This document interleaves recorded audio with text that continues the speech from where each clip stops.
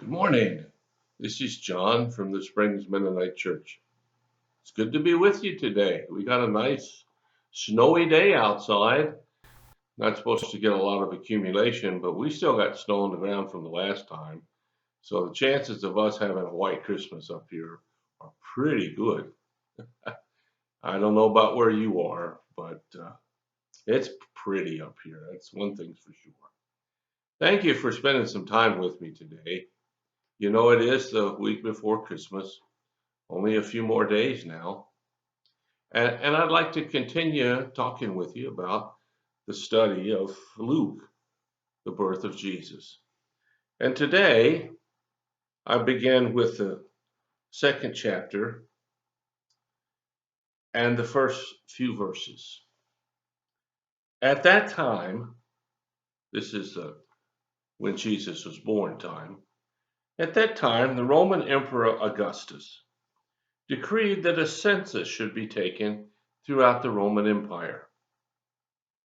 This was the first census taken when Quirinius was governor of Syria. All returned to their own ancestral towns to register for this census. And because Joseph was a descendant of King David, he had to go to Bethlehem in Judea, David's ancient home. He traveled there from the village of Nazareth in Galilee. He took with him Mary, to whom he was engaged, who was now expecting a child. Well, let's set the stage here a minute. Mary's towards the end of her pregnancy, obviously just a couple of days or a week or so before the end of it. The Roman Emperor Augustus declares a census. See, the Romans were real picky about how many people lived where they ruled. And in order to keep a good count, they said everybody has to go back to where they came from, to their ancestral towns, and be counted there. And the Romans, they were, I don't want to say a sneaky bunch, but they were shrewd. And they were all about control. Romans did not like disorder at all, and particularly in the conquered territories like Judea would have been. They liked to demonstrate their power to the residents of the controlled territories whenever they could. And one of the ways they could disrupt everybody was to declare a census. And they used it as a tool to count and to show their power. So that's what's happening here. Now, God uses this in a miraculous way to make sure prophecy is fulfilled. But that's another story. All in life, there are two stories going on. There's the one we see and the one we don't see.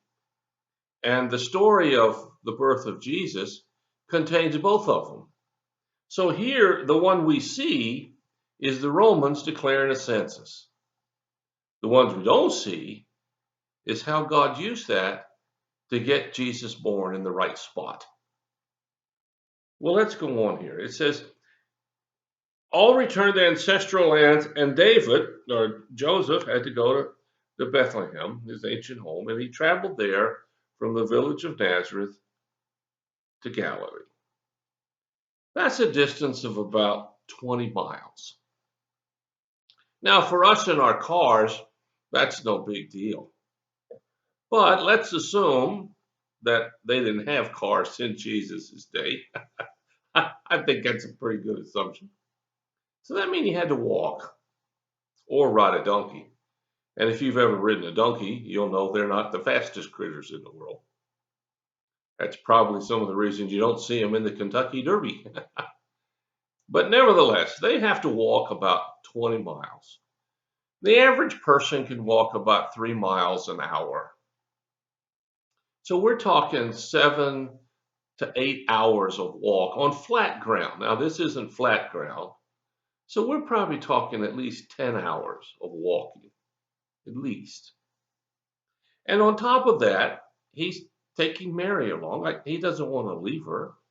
I mean, they don't have the science to pinpoint when someone's going to give birth, but They can look at it and tell pretty, they get pretty close here. So he takes Mary along, who's obviously pregnant, and she rides a donkey. And donkeys are not the most comfortable things to ride on. Donkeys have a backbone different from a horse, and the donkey's backbone sticks up about an inch above its back, the sides, and it's about an inch and a half wide. So you got this rigid bone right down the center of the back of the donkey that you have to sit on. And you can put as many pillows or blankets or whatever you want on it, but it's still not the most comfortable thing, particularly at 9 months pregnant. But he has to go. The emperor declared it. He has no choice. Lots of times in our lives, we have to do something. We have to experience this.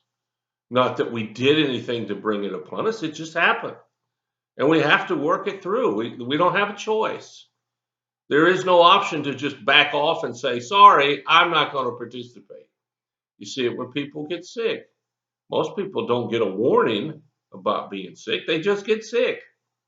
And if you've ever awakened one day and felt miserable, what are you going to say? I'm going to go back to sleep and wake up a second time and not feel miserable. Well, that doesn't work. You have to go through whatever life hits you. And that's what Joseph is trying to do. He's trying to manage the situation the best he can, which, with his limited resources, basically he just goes along for the ride, so to speak. And so he heads down to Bethlehem, towards the city of David. And what do you know? He gets there, and Mary's pregnancy kicks into full gear. Now, I remember when my kids were born. We had things packed up, we had things timed, but when that moment hit, it was almost panic. Even the third one was a little better than the first two, but boy, it was just, let's go. We got everything, we got to run. And maybe you've experienced that. I'm sure Joseph did to some degree. I mean, he didn't know much about birthing. Usually you'd have a midwife around, and he's in a strange place in a strange land. I don't know that one showed up. I don't know how this thing happened. Scripture doesn't tell us. But what it does tell us is that on the way there, she goes into labor and he gets there. And the last verse of this,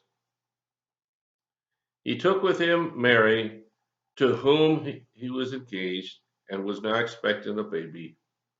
And the next verse says, and while they were there, the time came for her baby to be born. Well, goodness sakes, here it comes. This long awaited child, this gift from God that was going to change the world.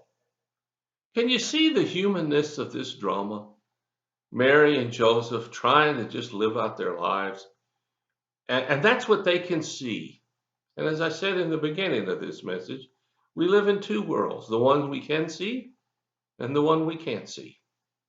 And the one we can't see, the one that where God dwells completely, is a whole lot more powerful than the one we can see.